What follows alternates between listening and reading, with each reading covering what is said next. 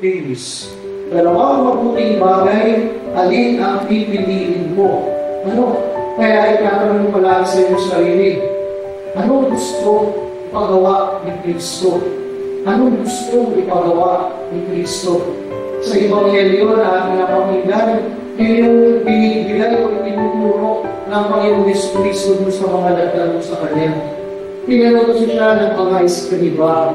Sabi, Jesus, bakit yung mga disciples ni John the Baptist, pati yung mga Pharisees, nagpapasting?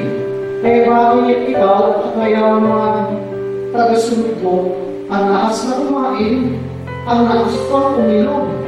Pero, yung tanong sa kanya, at ang sinili ni Jesus, and the guests fast while the bridegroom is with them.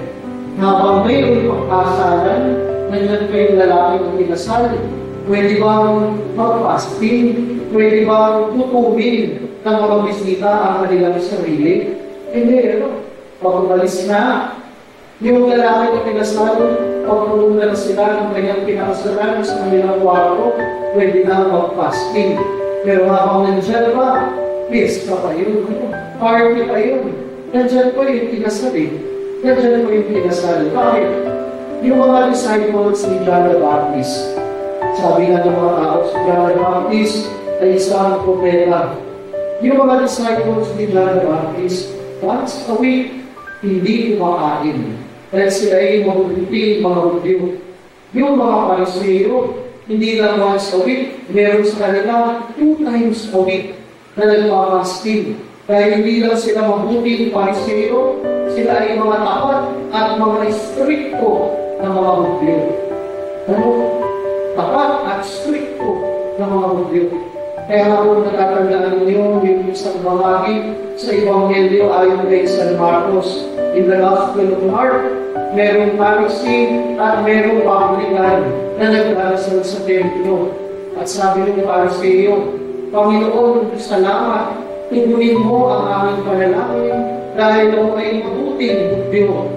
Ako ay nagbibigay ng aming ikaw, ng aming tithing, at ako ay nagpapasting twice a week, hindi katulad ng publikanong yan. Ano? Yung mga Pharisee, stricto at tapat ng mga Hudyo.